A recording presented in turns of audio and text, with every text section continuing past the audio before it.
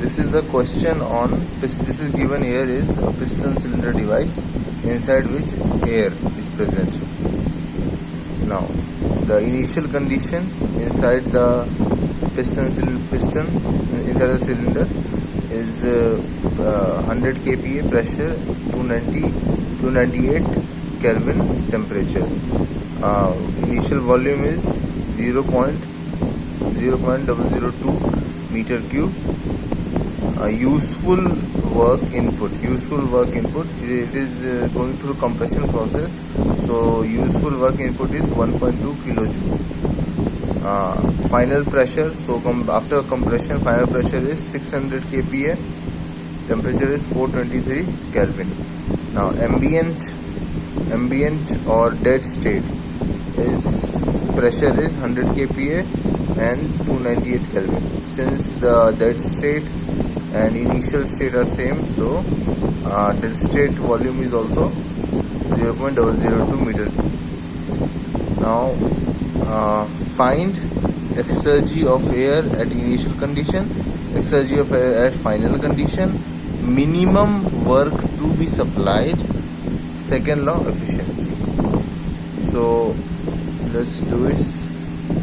So given air is an ideal gas, assuming air as an ideal gas, P1 is given, V1 is given, R we know, T1 is given. Putting all the values, mass comes out to be 0.002338 kg. Now the ratio of pressure volume over temperature must be equal to the final ratio of pressure volume over temperature. So from here the P1, V1, T1, P2, T2 values are known.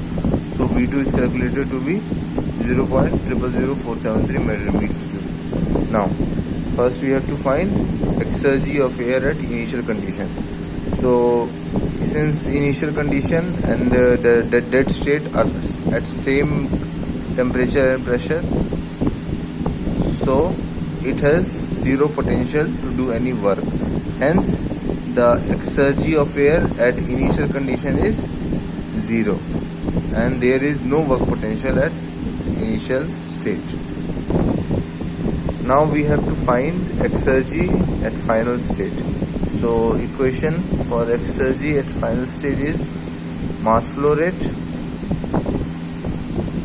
change in internal energy U2 minus U0. U0 is for dead state, plus P0, V2 change in volume over mass, because it is not a specific volume, it is complete volume, so it divided by mass, minus T0 S2 minus S0 change in entropy.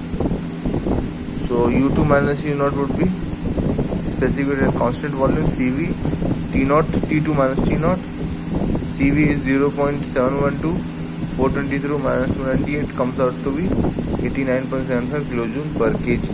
Now let's calculate the second term, P0 V2 minus V0 by M. So M we know, V0 we know, V2 we calculated, V0 we know.